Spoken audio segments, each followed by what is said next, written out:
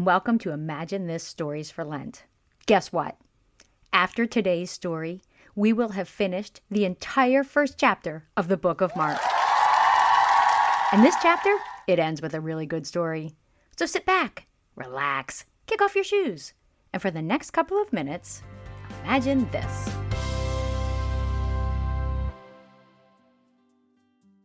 In today's story, you're going to hear about a man who has leprosy. Have you ever heard of that? It's an awful sickness. Typically, a person with leprosy will have patches of skin that turn red or white. They also can lose feeling in their hands and arms and legs and feet. The good news about this is if they get cut or burnt or hurt, they don't feel it.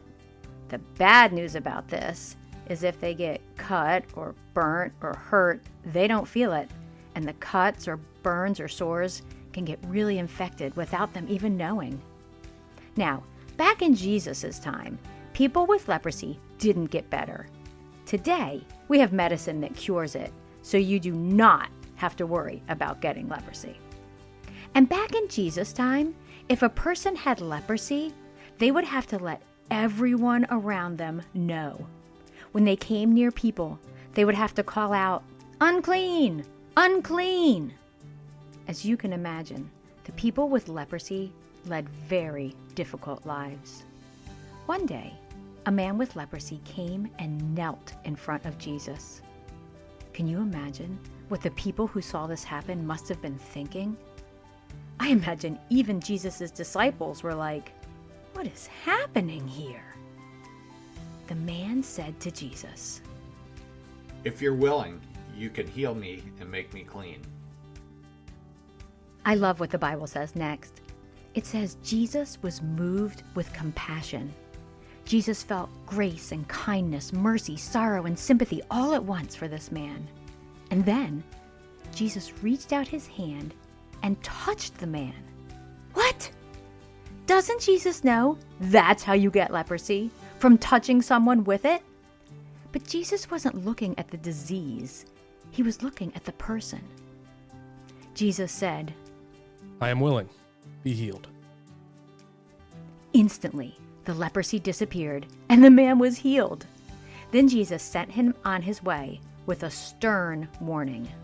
Don't tell anyone about this. Instead, go to the priest and let him examine you.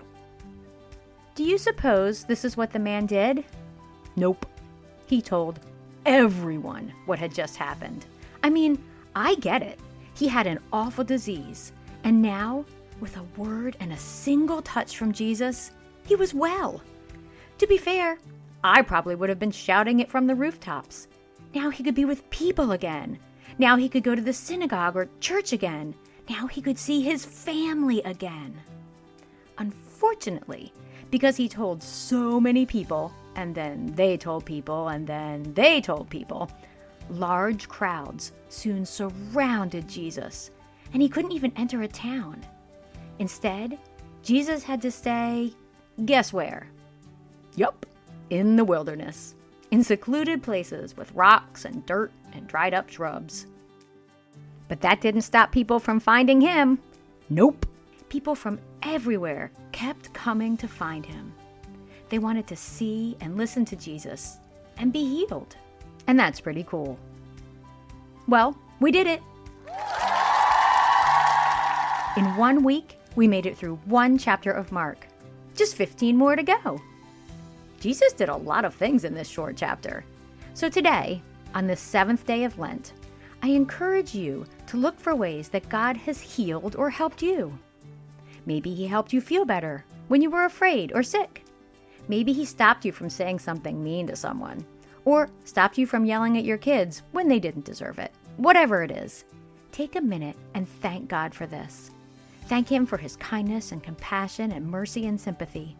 Thank him that he sees you and hears you when you cry out to him. Thanks so much for listening. I hope you have a great day, and come back tomorrow as we learn more about the life of Jesus on Imagine This Stories for Lent. Bye!